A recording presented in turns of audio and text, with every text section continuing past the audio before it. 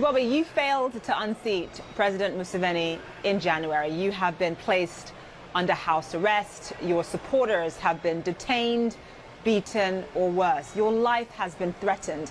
How safe are you in Uganda right now?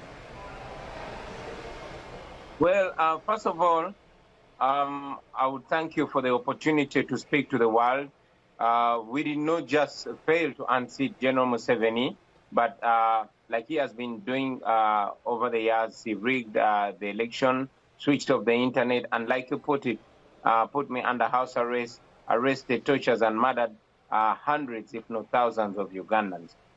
Indeed, my life is in danger in Uganda, but not just my life, but the lives of very many young men and women who dare to speak truth to power in Uganda.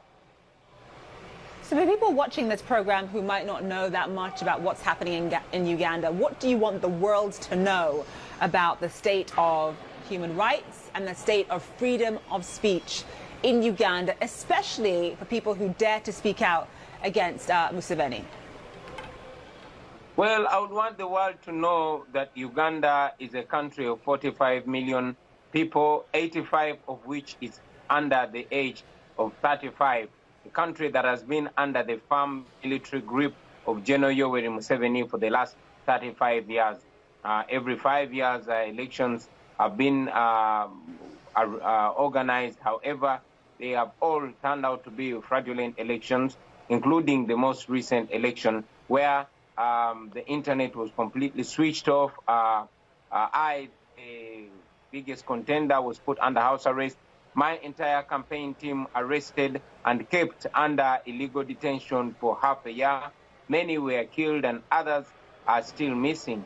That is the state of affairs in Uganda, where there's no human rights whatsoever, where there's no rule of law, where political dissenters, anybody that dares to speak truth to power, is arrested and arraigned not in a civil court, but in a military court. And here's the thing, the US has condemned, many times actually, the human rights abuses taking place under Museveni.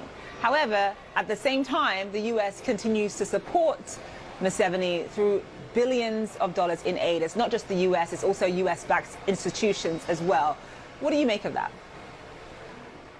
Well, for starters, it's important to know that the standards of human rights in Uganda in particular and in Africa in general should be the same standard with the rest of the world. While we appreciate the constant condemnation of human rights abuses and the disrespect of the rule of law and democratic principles, we think that the United States and indeed the entire Western world can do more than the rhetoric, can do more than the strong statements, because it is rather contradictory and hypocritical, for lack of a better word, to speak out against the abuse of human rights and yet at the same time continuously fund General Museveni, the United States taxpayer. So what do you want them to do? What do you want the US to do specifically? Well, we want the United States to make the respect for human rights and the rule of law a precondition for aid and funding in Uganda. We want them to stop funding our oppressor, to stop paying for the murder of Ugandans. So in terms of what happens next, I mean, obviously, you know, you didn't make it to the presidency, but you have an enormous amount of influence in Uganda. How are you using it going forward?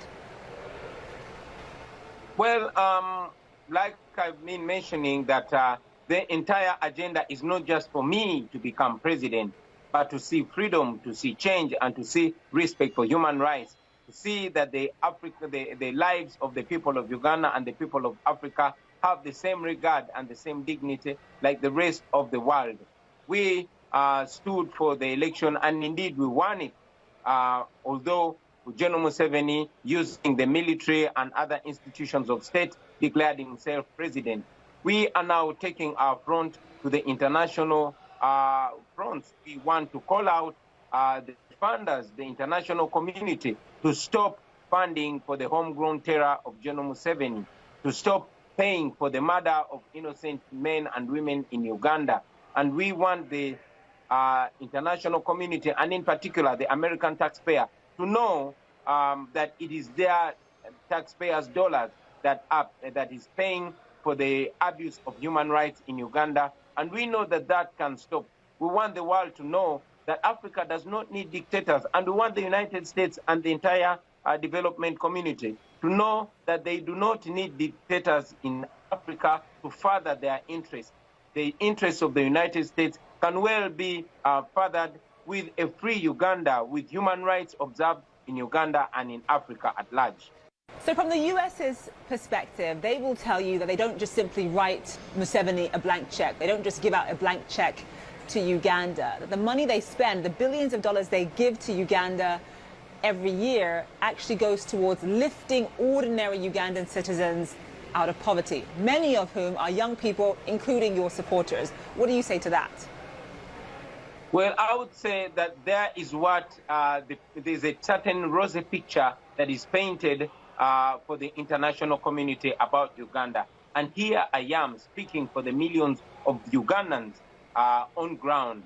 I was elected by millions of Ugandans. I represent more than 85% of the people of Uganda. And this is the truth that I'm giving to the world, that what General Museveni, the rosy image that General Museveni is painting about Uganda is actually not what's happening. And that is why General Museveni contracts various companies, including an American company called Mercury, to paint a rosy picture about Uganda. But the reality on ground is that the billions of dollars that are given to the regime in Uganda are actually used to suppress dissent, to suppress all rights of the people of Uganda.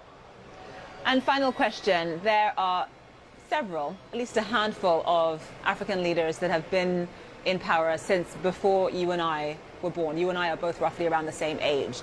I'm talking about Obiang in Equatorial Guinea. I'm talking about Paul Biya in Cameroon. Obviously, Museveni has been around for a very, very long time.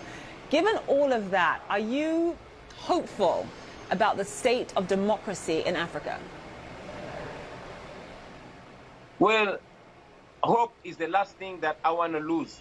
Hope is the only thing that we're holding on to in Africa generally, and particularly in Uganda.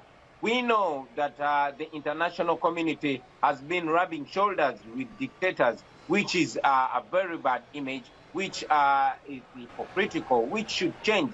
We know that the interests of the international community in many times tend to come first. The United States has been seen many times to put first the business interests before rights and freedoms.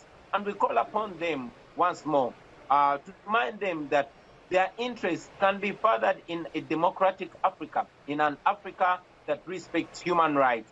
It would be a better image. We know that dictators like Idi Amin, like Omar el-Bashir, we know dictators like Biang and indeed like Museveni have been working closely with the United States and the development world.